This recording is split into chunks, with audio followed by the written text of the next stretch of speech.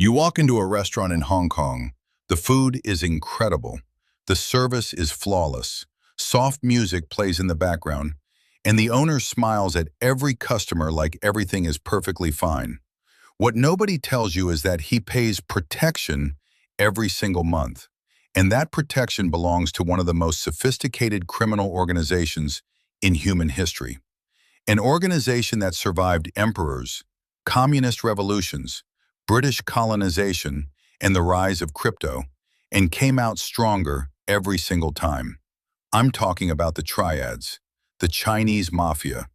And today we're going inside every single rank, not from the outside looking in, not from a documentary, from the perspective of each level of the hierarchy itself. What you know, what you don't know, and what would happen to you if you ever tried to leave.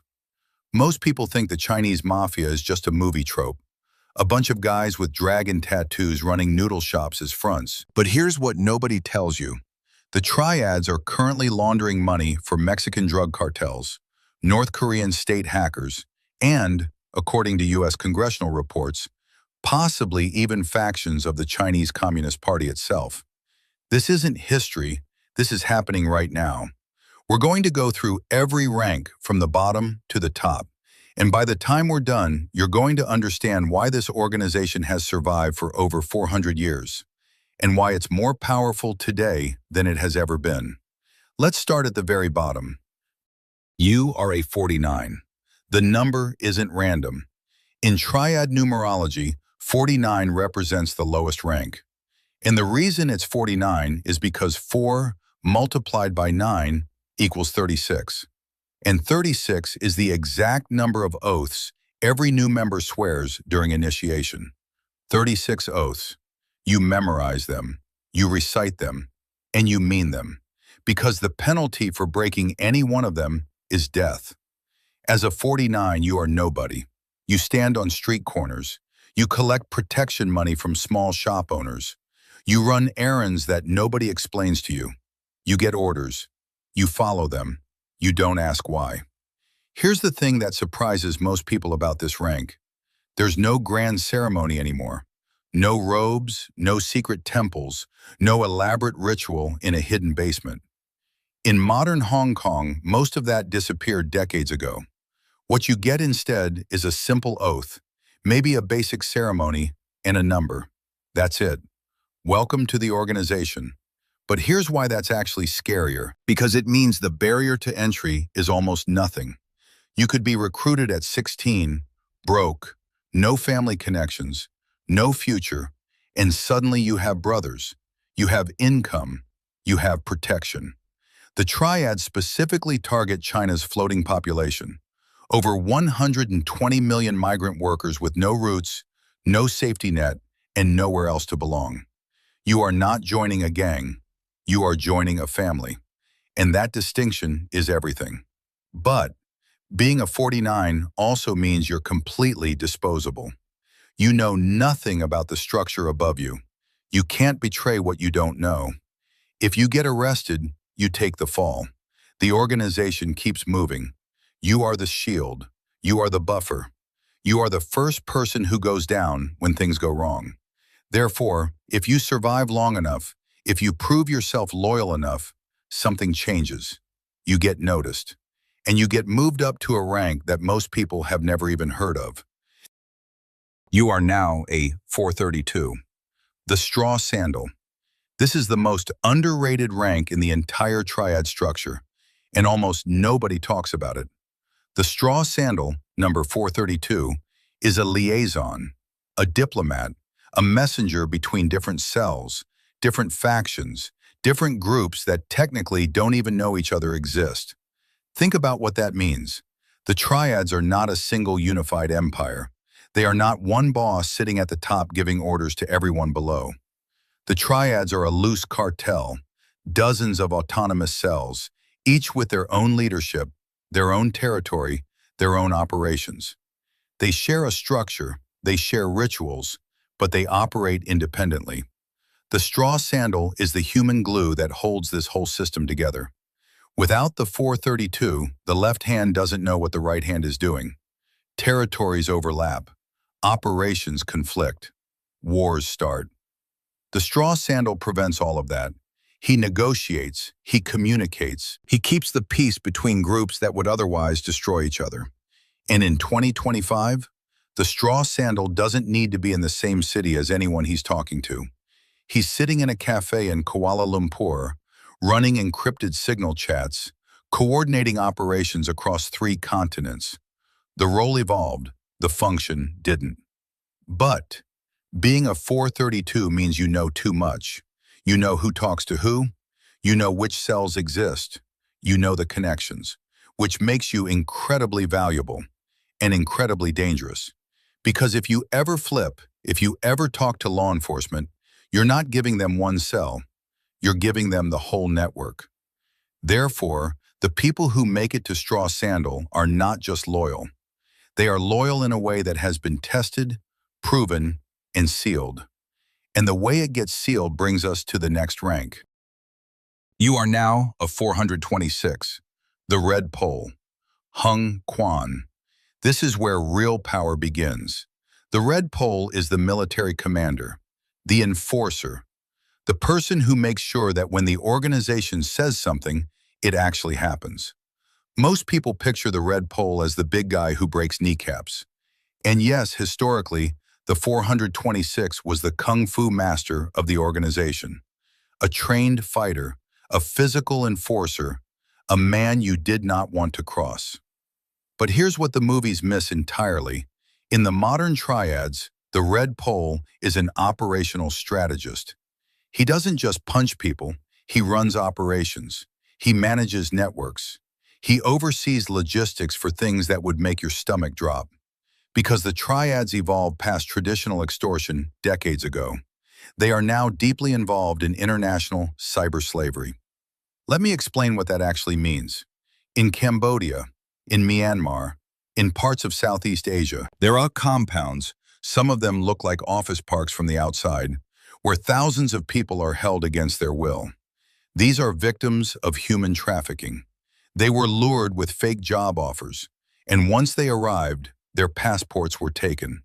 And they were forced to sit at computers 12 hours a day, running romance scams, investment fraud, crypto schemes, targeting victims all over the world. The revenue from these operations in Cambodia alone is estimated at around $12.5 billion per year. That is roughly 50% of Cambodia's entire official GDP, coming from scam farms, run by people who can't leave. The red pole oversees this, not with fists, with logistics, with management, with the kind of cold, operational precision that would be impressive if it weren't horrifying. Therefore, if the red pole is the military arm, there has to be a financial brain. And that brings us to the rank that is, without question, the most dangerous person in the entire organization. Not to individuals, but to entire economies. You are now a 415. The white paper fan, Pak Sis Sin. If the triads were a corporation, and increasingly they are, the white paper fan is the CFO, the financial advisor, the business strategist, the person who figures out how to take dirty money and make it disappear into the legitimate world. And here's where things get genuinely unsettling. The white paper fan doesn't carry a weapon. He wears an Armani suit. He sits on the board of a charity foundation. He donates to universities. He joins service clubs. He gets honorary doctorates. He builds relationships with police commissioners and politicians through legitimate philanthropy. And then those relationships become leverage. Triads don't just bribe people, they cultivate them. Over years, over decades, until the line between a friend and an asset completely disappears. Here's how the money actually moves, and this is the part nobody talks about plainly. Triad networks use banks with ties to Chinese government institutions. Banks that are either deliberately blind to what's happening or actively complicit. They run money through offshore casinos in the Pacific. They use cryptocurrency exchanges to move value across borders without triggering traditional banking alerts. There's a triad-linked network called Shin that use crypto exchanges and casinos to help wealthy Chinese citizens bypass capital transfer restrictions. They collected dirty cash and then, for a commission, lent equivalent clean money to clients in Australia. That clean money was then used to buy luxury real estate, billions of dollars, laundered through apartments and investment properties in Sydney and Melbourne. The white paper fan made that happen, not with violence, with accounting. But, as sophisticated as the financial operation is, none of it would hold together without something that most modern criminal organizations have completely lost. Something ancient, something that goes back to the very origin of the Triads themselves. You are now a 438, the Incense Master, Hyung Chu. This is the rank that almost nobody discusses, and it's the one that in many ways explains everything. The Incense Master is responsible for the ceremonial duties of the organization. He stands just below the top of the hierarchy, and his job is to perform the rituals, the initiations, the oaths, the sacred ceremonies that transform a person from a recruit into a brother. During a full initiation ceremony, new members swear blood oaths before an altar. Incense burns. A rooster is beheaded. The new member drinks its blood. They recite those 36 oaths. They pass through symbolic gates. They die as their old self and are reborn as a Triad member. Now, why does any of this matter in the 21st century? Because the Triads understood something that modern corporations, modern governments, and modern militaries have never been able to replicate. Fear combined with the sacred creates a loyalty that no contract can match. When you swear a blood oath before the altar of Guangdong, the god of righteousness and brotherhood, worshipped by both police officers and gangsters across Chinese culture, you have crossed a threshold. You haven't just signed a paper, you've made a spiritual commitment witnessed by forces you believe are real. Breaking that oath doesn't just mean legal consequences, it means cosmic betrayal. Scholars have noted the striking similarity between Triad initiation ceremonies and Western fraternal orders like Freemasonry. The oath structures, the allegorical storytelling, the symbolic death and rebirth, the hierarchical progression. Both understood the same psychological truth. Ritual creates identity, and identity creates loyalty that outlasts any external pressure. Without the Incense Master, the Triads are just another gang. With him, they are something closer to a religion. And religions survive things that gangs don't. Therefore, if the Incense Master is the spiritual foundation, then the person at the very top is the one who sits above all of it, the one most members will never see, the one who may not even be who everyone thinks he is. You are now a 489. The Mountain Master, Shan Chu, the Dragon Head. The number 489 represents the leader of a Triad society. But here's something that intelligence agencies have noted, and that almost never makes it into mainstream coverage. The person formally ranked as Dragon Head may not actually be the one with the final word. According to some intelligence reports, the Vanguard, a rank that sits technically below the Mountain Master, may in practice hold equal or greater actual power within certain organizations. The Dragon Head is the face, the Vanguard is the engine. And if someone betrays the organization and gives up the Dragon Head, they've given up a figurehead. The real power structure survives. This is deliberate, it's elegant, it's been working for centuries. So what does the modern Mountain Master actually look like? He is not sitting in a back room in Hong Kong with a cigarette and a gun on the table. He may be in Vancouver. He may be in Dubai. He may be in a glass office tower attending a legitimate business meeting.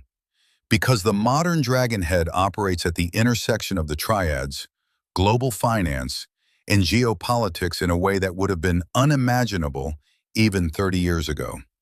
Here's the scope of what that means right now. Triads are currently the primary money launderers for Mexican drug cartels, taking cartel cash and cycling it through Chinese underground banking networks. They are laundering money for Italian Camorra operations in Europe. According to U.S. congressional testimony, The opioid crisis in America, and the fentanyl pipeline specifically, helped transform Chinese criminal organizations into what has been called the best money launderers in the world. And then there's this. In the 21st century, Chinese organized crime networks became major launderers of cryptocurrency stolen by North Korean state hackers. North Korea steals billions in crypto through cyber attacks. It needs to convert that into usable currency without triggering sanctions. The Triads provide the infrastructure. The Mountain Master sits at the center of a network that connects Pyongyang hackers, Mexican cartels, Pacific Island casinos, and offshore investment funds. That is the Dragon Head in 2025. But before we get to why all of this has survived, there's one more category that almost nobody mentions, and it might be the most chilling of all: the Blue Lantern. These are the uninitiated, the hanging members, people who have gone through a basic preliminary ceremony, a simple oath, a symbolic lantern ritual, but haven't yet been assigned a formal rank number. On paper, they are not Triad members. They have no number. They appear in no organizational chart. In real life, they are bankers, lawyers, journalists, government officials, people embedded in legitimate institutions, living completely normal lives until they're needed. Then they activate, they pass information, they open doors, they make problems disappear through legal channels. This network of sleeping assets is exactly why the Triads are nearly impossible to fully dismantle. You can arrest the 49s, you can flip a straw sandal, you can even take down a red pole, but the Blue Lanterns, they're invisible. They look exactly like everyone else, because they are everyone else. Now, if you've made it this far, you're probably asking the same question that historians, law enforcement agencies, and intelligence analysts have been asking for decades. How has this survived for 400 years? The Triads trace their origins to the Shaolin Temple and its martial arts traditions. They were secret societies that helped overthrow the Qing dynasty. Sun Yat-sen, the founding father of modern China, used Triad networks himself because they offered what every underground movement needs: secrecy, brotherhood, and a system of trust that operates outside official structures. They survived the emperors. They survived the communists. They survived British colonization in Hong Kong. They survived the crackdowns of the 1990s. And now they are thriving in the digital age. Not just surviving it, but profiting from it in ways that no one fully anticipated. The real secret isn't violence. The Triads are not the most violent criminal organization in the world. The real secret is adaptability. Every time the world changed, the Triads found the new pressure point: new trade routes, new financial instruments, new technology, new populations of vulnerable people to recruit or exploit. They are not rigid. They are water. They fill whatever container the world puts in front of them. And that's exactly what makes them so hard to stop, and honestly, so fascinating to understand. If this kind of deep dive into criminal hierarchies and secret organizations is something you want more of, hit subscribe right now, because we go this deep on topics that most channels won't touch. And drop in the comments, which rank surprised you the most? The white paper fan running financial operations through charities? The Blue Lanterns hiding in plain sight? I genuinely want to know what hit different for you, and your comment helps more people find this video.